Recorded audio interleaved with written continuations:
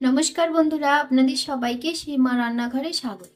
আজ আমি রান্না করব বেতুর শাক। তো সিজনের এই শাকগুলো একদিন না এনে খেলেই নয়, জানেন তো। তো এই প্রথম আজকে বাজারে পেয়েছি, তাই বাজার থেকে নিয়ে এসেছি, এনে আজকে রান্না করব। তাই আপনাদের সঙ্গে একটু শেয়ার করলাম। তো এই দেখুন, এগুলো হলো বেতুর শাক। আপনারা কে কি নামে বলেন এই শাকগুলোকে আমি জানি না, আমরা বেতুর শাক বলে ডাকি, বলি এগুলোকে। বেতুর শাকটা রান্না করার জন্য আমি প্রথমে বেতুর শাকগুলোকে ভালো করে বেছে নিয়েছি। দেখুন, গোড়ার দিকের অংশটা কেটে বাদ দিয়ে দিয়েছি, দিয়ে ভালো করে পরিষ্কার করে ধুতে হবে। প্রচুর বালি, আমি ভালো করে ধুয়েও নিয়েছি। তো ধোয়ার পরে পাতাগুলো কিন্তু অনেকটা ভেঙে চুরে গেছে, তাই ভালোভাবে বোঝা যাচ্ছে না গাছটা কেমন। তো যাই হোক, আমি এগুলোকে পরিষ্কার করে নিয়েছি। এগুলোকে এখন আমি খুব ছোট ছোট করে কাটবো। আর এইগুলোর সঙ্গে যে দেবো তার সেগুলো একটু দেখিয়ে দিই আপনাদের।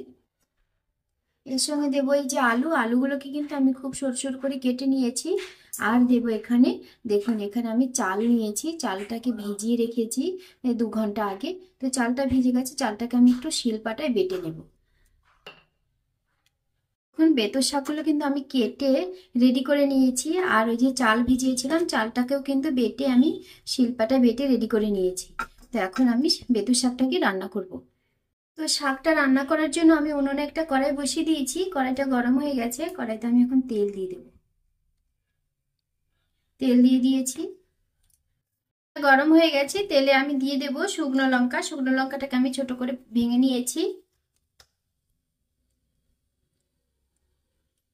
দেবো পাঁচ ফোড়ন। পাঁচ ফোড়ন খুবই সামান্য একটু পাঁচ ফোড়ন দিয়েছি।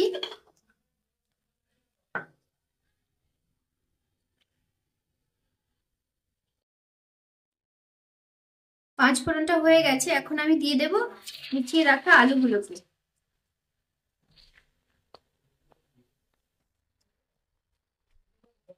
এখানে আমি আলুটা দিয়ে দিয়েছি। আলুটাকে একটু নেড়ে চেড়ে তেলের সঙ্গে ভালো করে মিশিয়ে দেবো। আমি তেলের সঙ্গে ভালো করে মিশিয়ে নিয়েছি। এখন আমি দিয়ে দেবো পরিমাণ মতো নুন। নুনটা একটু বুঝে দিতে হবে, কারণ শাকটা যখন আমি রান্না করব শাকটা অনেকটা কমে যাবে, সেই জন্য নুনটা বুঝে দিতে হবে। দিয়ে দেবো হলুদের গুঁড়ো।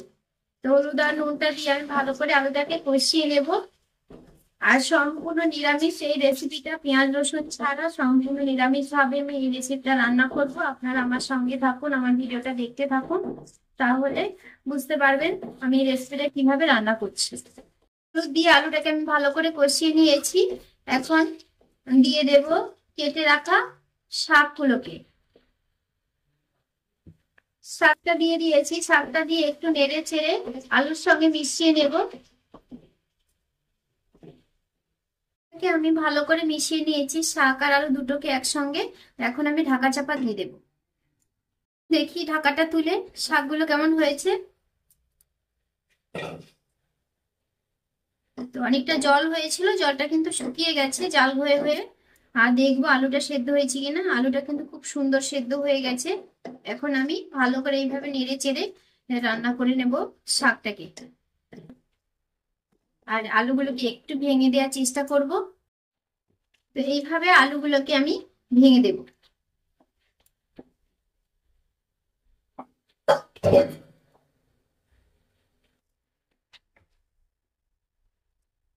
আলুগুলো খুব বেশি ভাঙার দরকার নেই, দু একটা চারটা ভেঙে দিলেই হবে। তো ভাঙা হয়ে গেছে। এখন আমি দিয়ে দেবো ওই যে বেটে বেটে রেখেছিলাম চালটা, সেই চালের বাটাটা একটু দিয়ে দেবো। তো এটাকে আপনারা কি বলেন জানি না, আমাদের মধ্যে বলে যে পিঠালি। আপনারা কে কি বলেন সেটা একটু কমেন্ট করে জানাবেন। তো পিঠালিটা পুরোটা আমি দিয়ে দিয়েছি, দিয়ে এখন আমি এইভাবে নেড়ে চেড়ে ভালো করে একটু শাকটাকে রান্না করে নেব। দেখুন না কত সুন্দর হয়ে গেছে না, মাখো মাখো হয়েছে দেখতে, কিন্তু খুব সুন্দর হয়েছে। আপনারা ঘরে এইভাবে বানিয়ে খাবেন, খেয়ে দেখবেন ভীষণ টেস্টি হয়। আর এই শাকটা তো সবসময় পাওয়া যায় না, এই শীতের সিজনটাতেই পাওয়া যায়। বাজারে পেলেই কিন্তু নিয়ে আসবেন, এসেই রান্না করবেন আর খাবেন গরম গরম ভাত দিয়ে। আমার এই রেসিপিটা আপনাদের কেমন লাগলো সেটা কমেন্ট করে জানাবেন। যদি ভালো লাগে তাহলে একটা লাইক করবেন, শেয়ার করবেন। আর যারা আমার চ্যানেলটা নতুন দেখছেন তারা অবশ্যই একটা সাবস্ক্রাইব করবেন, পাশে বেল আইকনটি ক্লিক করবেন, যাতে করে প্রতিদিন যারা ভিডিওটা ছাড়ছি সেই ভিডিওটা সবার প্রথমে আপনাদের কাছে পৌঁছে যায়। তো সবাই ভালো থাকবেন, সুস্থ থাকবেন, সবাইকে টাটা। আমার রেসিপিটা হয়ে গেছে, আমি এখন এইটাকে নামিয়ে দেবো, নামিয়ে গরম গরম ভাতের সঙ্গে পরিবেশন করবো।